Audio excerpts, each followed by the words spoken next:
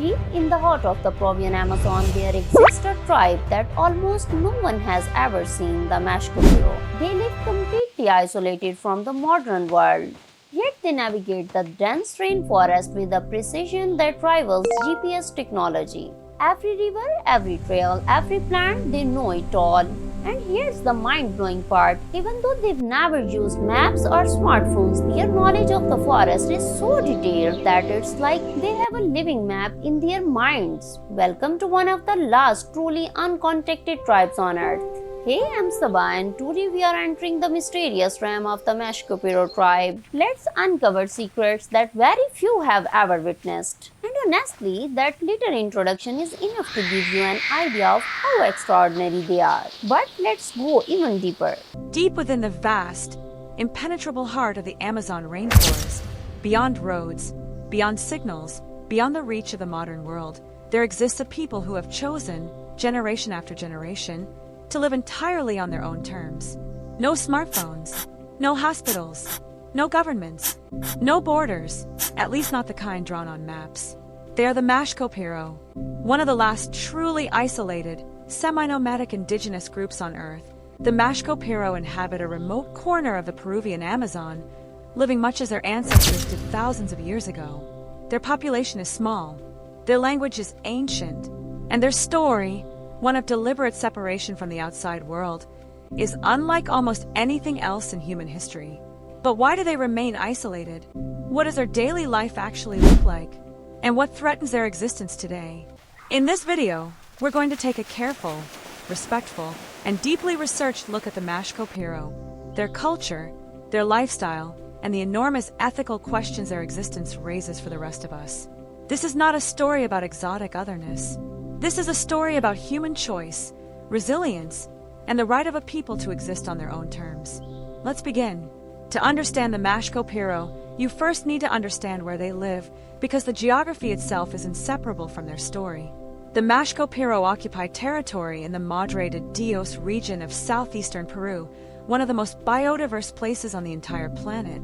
This region sits at the base of the Andes Mountains, where rivers pour down into the lowland Amazon basin, creating an extraordinarily rich network of waterways, floodplains, and forest ecosystems.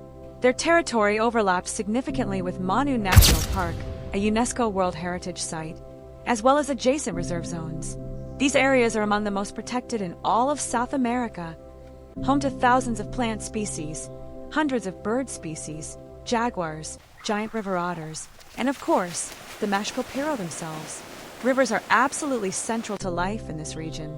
The Manu River, the Las Piedras River, and the Alto Madre de Dios serve not just as water sources, but as highways through an otherwise impenetrable jungle. For the Mashco Piro, rivers are where they fish, where they travel, and where occasional, and often tense, encounters with the outside world have occurred. The density of the rainforest here is extraordinary. In some parts, the canopy is so thick that sunlight barely reaches the forest floor.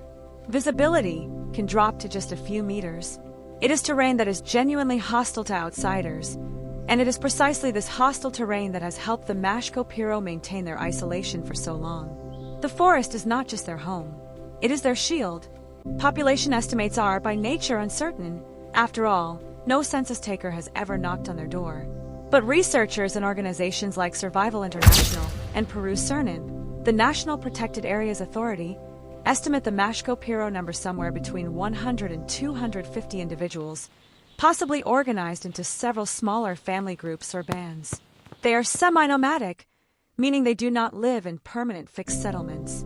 Instead, they move through the forest seasonally, following food sources, avoiding floods, and adapting to the rhythms of the jungle around them. Their shelters are typically temporary, constructed quickly from palm fronds, branches, and forest materials.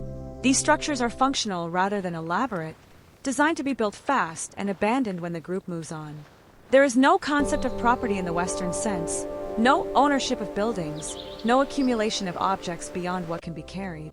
Their subsistence is based on 4 core activities: hunting, using sophisticated bows with arrows that can reach impressive distances. Prey includes peccaries, tapirs, monkeys, birds, and other forest animals. The skill required to hunt effectively in dense jungle Reading tracks, moving silently, understanding animal behavior, represents a lifetime of accumulated knowledge. Fishing, using spears, bows, or handmade nets in the rivers and streams. Fish provides a crucial protein source and is particularly important in the dry season when other food sources may be scarcer. Gathering, wild fruits, roots, nuts, tubers, honey, and medicinal plants form a significant part of the diet. Knowledge of which plants are edible, medicinal, or toxic is passed down through generations and represents an extraordinary depth of ecological expertise. Shifting cultivation, in small, temporary garden plots, some groups grow crops like manioc, cassava, and plantains before moving on, allowing the forest to regenerate behind them. This technique, often called swidden agriculture, is one of the most sustainable farming systems ever developed. Clothing is minimal, largely because the tropical heat and the physical demands of forest life make heavy clothing impractical. Body paint and ornamental items sometimes play cultural and ceremonial roles. Every aspect of their material culture is adapted specifically to the environment in which they live. Nothing is wasted, and nothing is superfluous. Language is a thread that holds any culture together, and for the Mashco Piro, that thread runs deep. They speak a language belonging to the Pinoan language family, one of the major indigenous language families of lowland South America. Their language is closely related to that of the Piro people, also known as the Yain, a neighboring indigenous boy, we're group almost with whom there. they share ancestral and linguistic dog. roots, though the Piro have had far more contact with the outside world. What makes Mashco Piro culture particularly fascinating and fragile is that it is entirely oral. There is no written language, no text, no alphabet.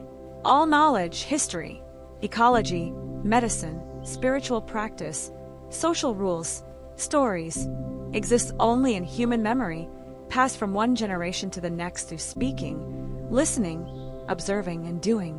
This is not a limitation. It is a different relationship with knowledge, one that demands extraordinary memory, deep attention, and constant transmission between generations. When an elder dies in an isolated community like this, an irreplaceable library disappears with them. Their spiritual beliefs are closely tied to the natural world. The forest and the river are not merely resources, they are living, sacred entities. Animals, plants, water, and sky are understood to carry spiritual significance. This is a worldview shared by many Amazonian indigenous cultures, and it produces a relationship with the natural environment that is fundamentally different from, and in many ways more sustainable than, industrial society's extractive approach to nature. Ritual, song, and ceremony mark the passages of life, birth, coming of age, death, and maintain the social fabric of the group. Without institutions, laws, or police, it is culture itself that creates order and meaning. Perhaps the most complex and debated aspect of the Mashco Piro story is their relationship, or deliberate non-relationship, with the outside world. For most of their recorded history, the Mashco Piro have actively avoided contact with outsiders. This avoidance is not accidental, and it is not simply shyness. It is a considered, consistent, multi-generational policy of self-protection. And the historical reasons for that policy are heartbreaking. During the rubber boom of the late 19th and early 20th centuries, indigenous peoples throughout the Amazon, including the ancestors of the Mashco Piro, were subjected to horrific violence, forced labor, enslavement, and displacement. Entire communities were destroyed. The trauma of that period is etched into the cultural memory of many Amazonian peoples, and it almost certainly shaped the Mashco Piro's decision to withdraw from contact entirely. Even beyond historical violence, disease is perhaps the most serious threat. Isolated populations have no immunity to common illnesses that outsiders carry, things like the flu, measles, or the common cold. A single contact event can trigger an epidemic that kills a significant portion of an isolated group within weeks. This has happened before, many times, across the Amazon. The Mashco Piro know this, at some level, even if not in the biomedical terms we use. In recent years, there have been notable semi-contact events, moments where Mashco Piro individuals, particularly young people, have appeared at riverbanks near settled communities, sometimes requesting food or trade goods. These events, widely filmed and covered by international media, sparked significant debate. Were these individuals reaching out voluntarily? Were they being drawn out by the presence of outsiders? What were the risks? Peru's government and anthropologists have generally maintained a policy of no direct contact, observing from a distance, not approaching, not engaging, to protect the Mashco Piro from disease exposure and avoid disrupting their autonomy. But isolation is increasingly difficult to maintain because the outside world is closing in. Illegal logging has penetrated deep into the Mashco Piro's territory, destroying forest and driving away the animals they depend on.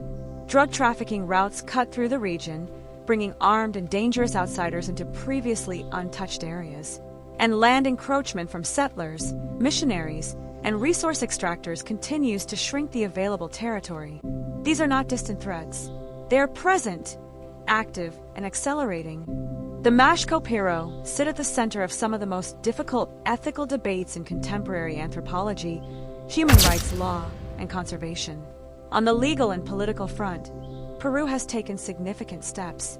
Large areas of the Madre de Dios region have been designated as territorial reserves for isolated indigenous peoples, legally protected zones where outside entry is prohibited. Organizations like CERNIN, the Amazon Conservation Association, and international groups like Survival International work to monitor these territories, document encroachments, and advocate for stronger enforcement.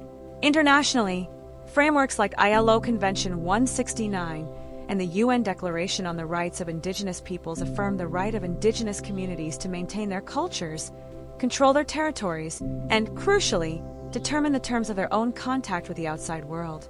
But the ethical debates remain fierce. Should isolated tribes ever be contacted? Some argue that contact is inevitable, that it would be better to manage it carefully than to let it happen chaotically.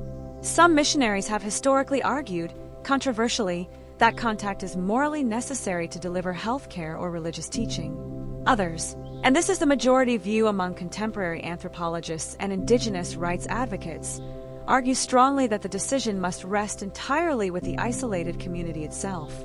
Until the Mashco Piro voluntarily and clearly seek sustained contact on their own terms, the ethical obligation of the outside world is to protect their territory, leave them alone, and make sure their right to remain isolated is legally enforced and actively defended.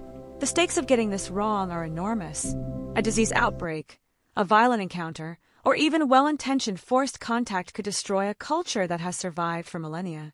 Respecting their autonomy is an abandonment. It is the highest form of respect. The Mashco Piro are, in many ways, a mirror held up to modern civilization.